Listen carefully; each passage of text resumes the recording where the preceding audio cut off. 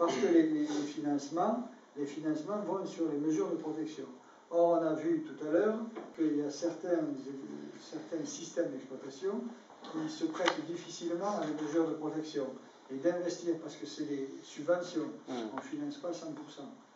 Donc, il y a des agriculteurs qui, confrontés, je dirais, dans le système d'exploitation, ne se prêtera pas des protections. Donc, nous, ce que nous souhaitons, c'est encourager les agriculteurs à se protéger dans la mesure du possible et de déposer un dossier à la DDT où on va les aider à financer l'investissement. Sachant que les investissements sont nuancés. Monsieur le ministre, vous ne répondez pas à la question là. Oui. Grosso modo, ça veut dire qu'on n'a pas de C1 sur. Alors, vous êtes en train de expliquer comment je ne comprends pas en fait.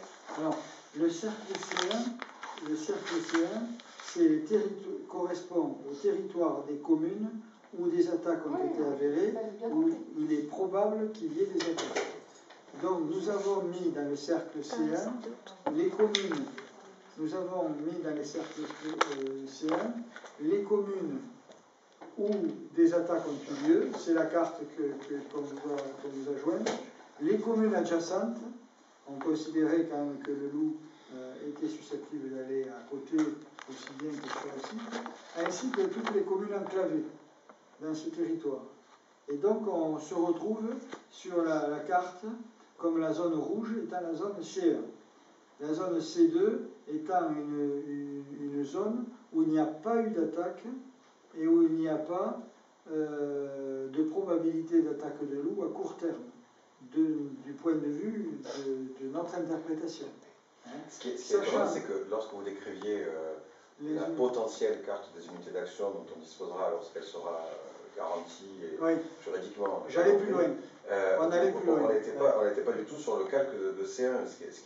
On envisage de pouvoir défendre renforcer dans certaines zones que l'on ne protège pas financièrement, en gros, avec le dispositif de C1. C'est ça. Parce que le loup n'est pas installé officiellement. C'est ça, voilà. Vous expliquez, c'est la différence entre... Le cercle C1, c'est le secteur où le loup est installé.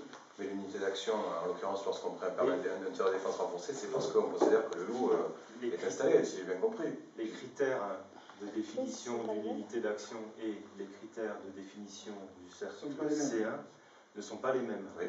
Ça n'est pas issu des mêmes textes. Pour le cercle C1, c'est issu d'un texte qui prévoit des financements, cofinancement avec l'Europe, et ils sont beaucoup plus restrictifs.